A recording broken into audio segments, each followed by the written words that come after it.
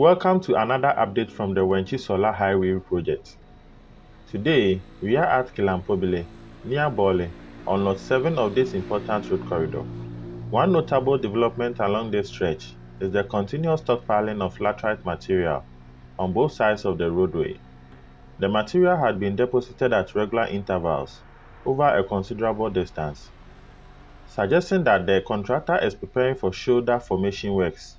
In the coming stages, the material will likely be spread, graded, watered and compacted to form the road shoulders. This is an encouraging sign of progress, as shoulder construction is another important component of the final road structure. Once completed, the shoulders will improve safety, drainage, and the overall durability of the highway. Work continues steadily on Lot 7 as the project advances toward completion.